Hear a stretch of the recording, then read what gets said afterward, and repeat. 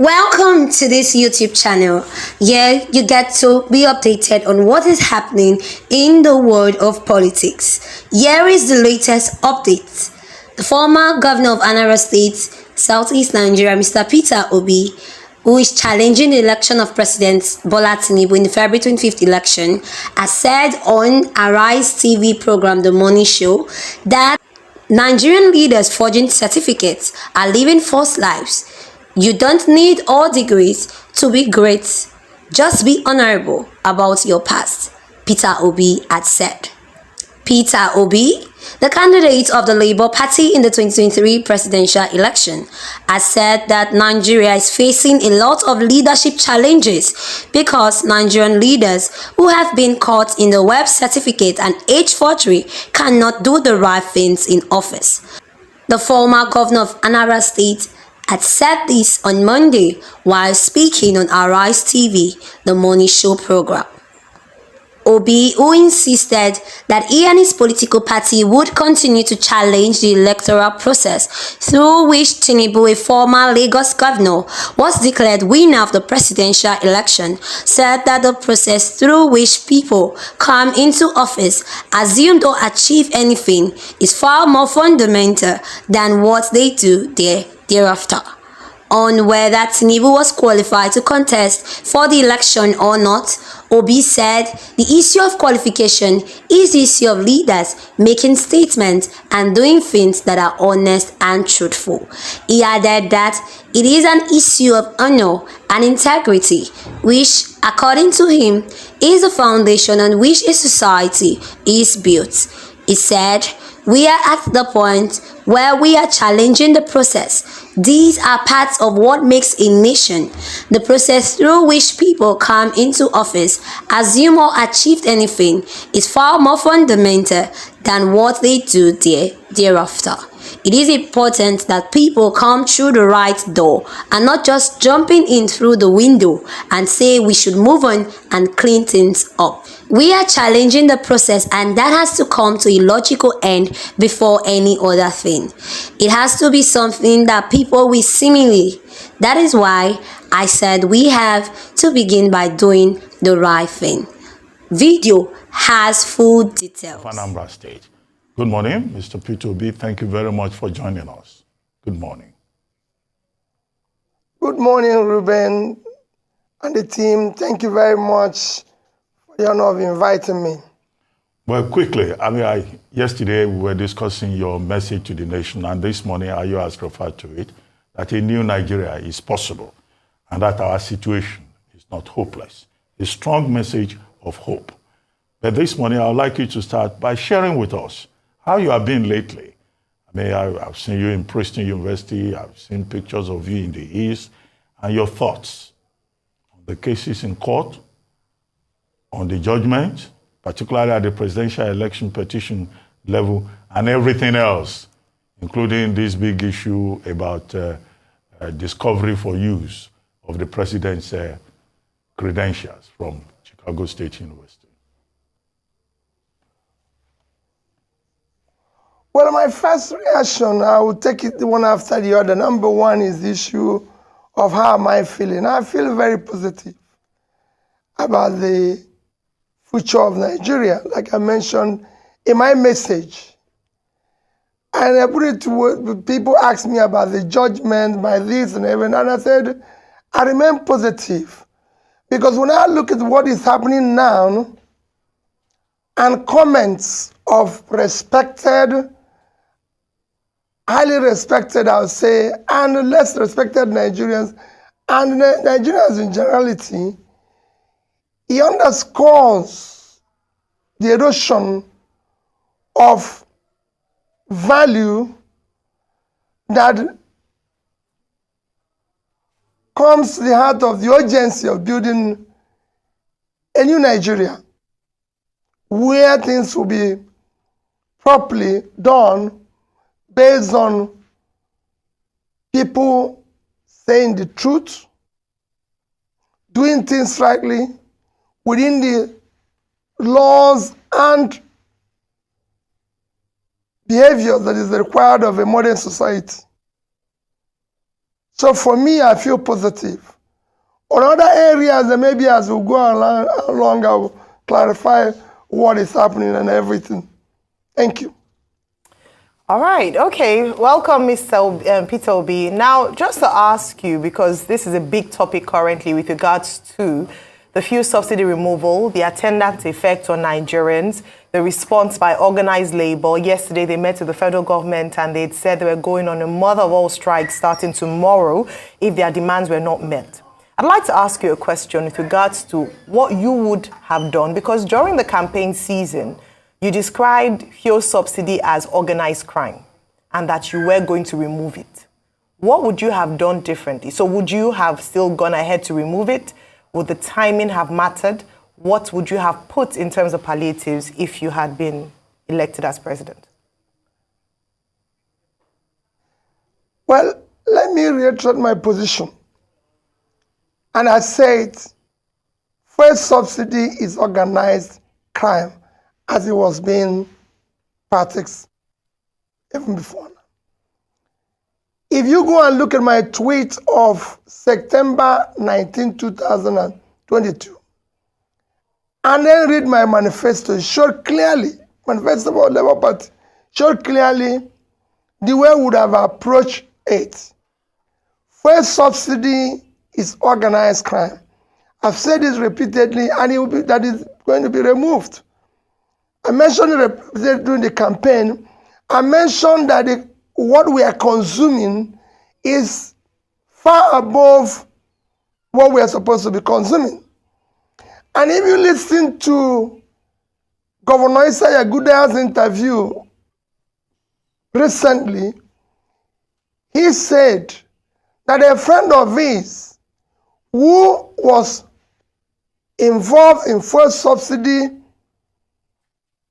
gains and everything told him that it is criminal, that he's even tired of making money through that type of crime. It should be removed. Which shows there's a criminality side of it and corruption side of it.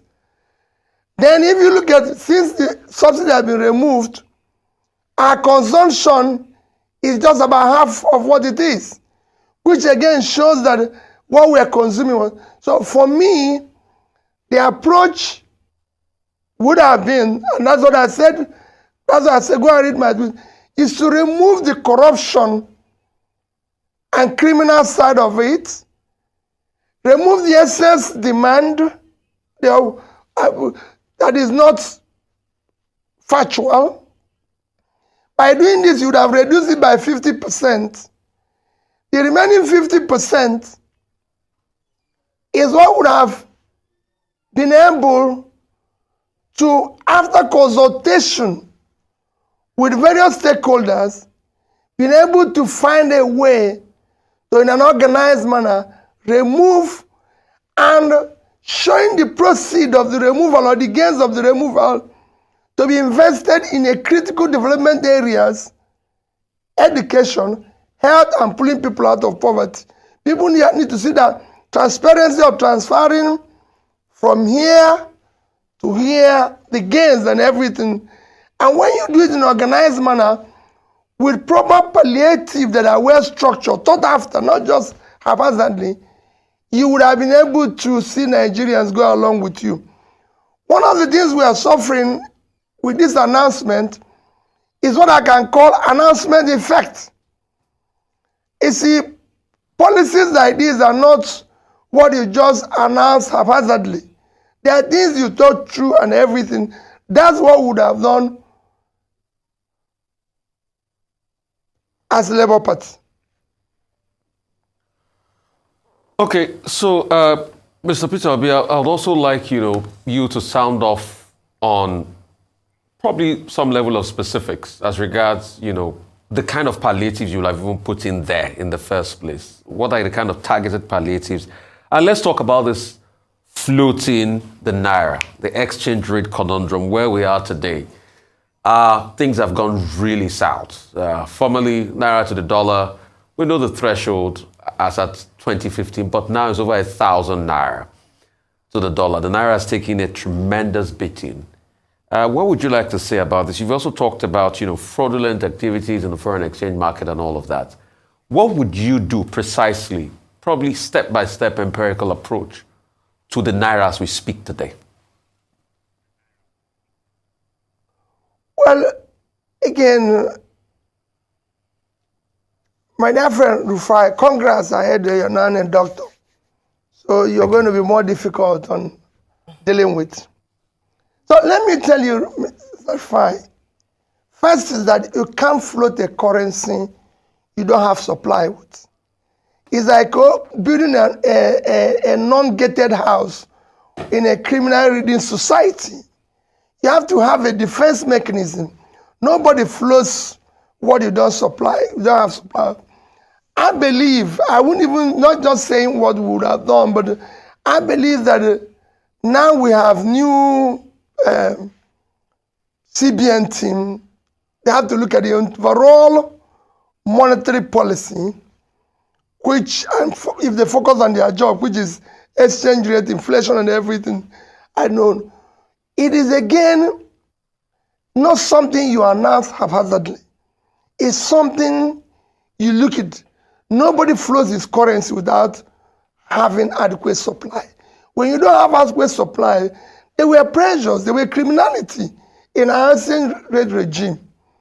Again, we should have worked on eliminating those criminality and excesses in our foreign exchange regime because there is strong unmet demands. The Naira was under pressure and a bit overvalued. Everybody knew that. So what you would have done is to devalue the currency. We were at 4.12. Before now, a devaluation to about 600 or thereabouts 600 would have been it. We are trying to manage the supply by making sure that we deal with issues that is what controls your exchange rate. You find the simple thing is your reserve. And what controls your reserve is your export. You have avenues and things that you would have exported. You're supposed to export from your oil to other minerals to everything. Is to encourage those things that will help to start dealing with issue of any more foreign exchange. We're trying to manage what you have, rather than just leaving it open and say market forces. I can tell you, not even in the developed world have anybody left this currency to market forces, because sometimes you might not control it. And now it's because it's difficult to control, because you cannot reverse your policy that you've set now.